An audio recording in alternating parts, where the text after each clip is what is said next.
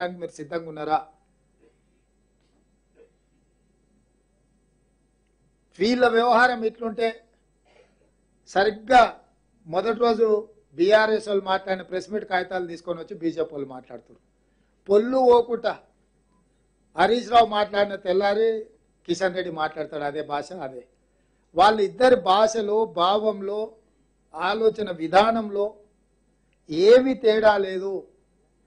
ఇద్దరు కలిసి అక్కసెల్లగత్తురు కాంగ్రెస్ పార్టీ మీద. కాబట్టి కిషన్ రెడ్డి గారికి కూడా చెప్తున్నా, 2014, 2019లో నరేంద్ర మోడీ గారు ఇచ్చిన ఎన్నికల మేనిఫెస్టో మీద రైతుల ఆదాయాన్ని రెండింతలు చేయడం కానీ, 2022 వరకు ప్రతి పేదవాడికి కట్టిస్తున్న ఇళ్ల విషయంలో కానీ, స్విస్ బ్యాంకులో ఉన్న లక్షలాది కోట్ల రూపాయల నల్లధనాన్ని తెచ్చి ప్రతి పేదవాడి ఖాతాలో 15 లక్షల రూపాయలు నిధులేస్తామన్న విషయం కానీ, ఇట్లా ప్రతి సంవత్సరం 2 కోట్ల ఉద్యోగాలు నిరుద్యోగులకు ఇస్తామన్న విషయంలో కానీ, 2014, 2019 భారతీయ జనతా పార్టీ ఎన్నికల మేనిఫెస్టో, 2014, 2018 తెలంగాణ రాష్ట్రపతి ఎన్నికల మేనిఫెస్టో విషయంలో, 2023 ఎన్నికలలో మా 6 గ్యారెంటీల మీద శాసనసభ ప్రత్యేక సమావేశాలు ఏర్పాటు చేసి చర్చ చేద్దాము. మీరు సిద్ధంగా ఉన్నారా? కిషన్ రెడ్డి గారు, మీరు గతంలో కేంద్ర మంత్రిగా మీరు బాధ్యత తీసుకున్న తర్వాత చంద్రశేఖరరావు గారు అపాయింట్మెంట్ అడిగితే ఇవ్వలేదు, నన్ను అభినందించలేదని మీరు తెగ బాధపడిపోయారు. కొత్త ప్రభుత్వం ఏర్పడి 75 రోజుల పైచిలుకైంది. నేనే మిమ్మల్ని మాట్లాడడానికి ప్రయత్నం చేసిన, సమస్యలు ఏమనుంటే కలుద్దామన్న.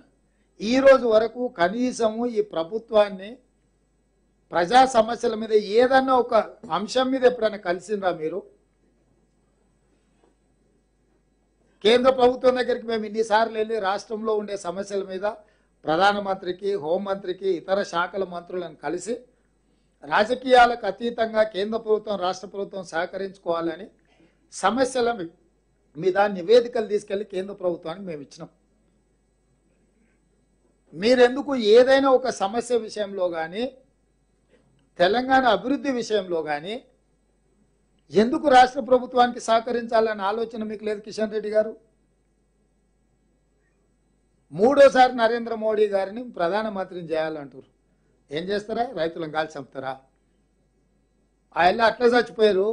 రైతు వ్యతిరేక నల్ల చట్టాలు తీసుకొచ్చి ఢిల్లీ సరిహద్దులో 16 నెలలు 750 మంది చచ్చిపోయారు. ఇవాళ మళ్ళీ అదే రైతులు ఏమడిగినారు మిమ్మల్ని? పండించిన పంటకు కనీస మద్దతు ధర అడిగారు. అంతకు మించి ఏమన్నా అడిగిర్రా? ఏం అడగలే కదా. మోడీ గారి కృషి ఏమని అడిగిన వాళ్ళు లేదు కదా.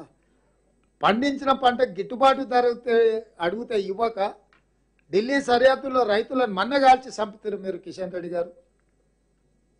పోనీ 5 ఏళ్ళు కేంద్ర మంత్రి ఉన్నావు, తెలంగాణకి ఏం తెచ్చినావో చెప్పు. నువ్వు అదనంగా హైదరాబాద్లో వరదలు వచ్చి మునిగిపోతే నువ్వు కేంద్ర మంత్రిగా ఏమి ఇచ్చినావో చెప్పు. పోని ఏం చూసి మీకు ఎన్నికలలో ఓటు వేయాలి? మీకు కేసీఆర్కు ఏం తేడా ఉంది? 10 ఏళ్ళు కేసీఆర్ 2 సార్లు ముఖ్యమంత్రిగా తెలంగాణకు ఉన్నాడు. 10 ఏళ్ళు మోడీ గారు 2 సార్లు ప్రధానమంత్రిగా కేంద్రంలో ఉన్నాడు. మీరు ఇద్దరు కలిసి తెలంగాణ ప్రజల్ని ఏదో రకంగా మోసం చేసిన వాళ్ళే, నష్టం చేసిన వాళ్ళే. మీకు ఈ ఎన్నికల్లో కానీ మా ప్రభుత్వాన్ని విమర్శించడానికి అసలు అర్హత ఉందా? మేము వచ్చిన తర్వాత ఆర్టీసీ బస్సు ఉచితంగా ఏర్పాటు చేసినాం, కాదంటారా? 18 కోట్ల మంది మహిళలు ఇవాళ బస్సు రవాణా సౌకర్యాన్ని, మేడారం జాతరల దాదాపుగా 1 కోటి మంది మహిళలు వచ్చిపోయినారు. 1.5 కోటి మంది అక్కడికి వస్తే 1 కోటి మంది మహిళలు దగ్గర వచ్చారు మేడారం జాతరకే. వాళ్ళ దగ్గర ఎవరి దగ్గర ఒక పైసా తీసుకున్నామా మేము? రాజీవ్ ఆరోగ్యశ్రీ కింద 10 లక్షల రూపాయలు వాళ్ళ వైద్య ఖర్చులకు మేము ఇస్తున్నాం. రేపు సాయంత్రం 5 గంటలకు మేము 500 రూపాయలకు సిలిండరు, ప్రతి పేదవాడి ఇంటికి 200 యూనిట్ల ఉచిత కరెంటు కార్యక్రమాన్ని మేము ప్రారంభిస్తున్నాం. రమ్మని ఆహ్వానించిన మిమ్మల్ని అందరినీ ఎందుకు మొహం చాటేస్తున్నారు? అంటే ఈరోజు ఈ రాష్ట్రంలో వీళ్ళిద్దరికి బాధ్యత లేదు, బరువు లేదు. బాధ్యత బరువు లేకుండా ఏదో ఒకటి మాట్లాడుకుంటా ప్రజల్ని మభ్యపెట్టే ప్రయత్నం చేస్తుండ్రు.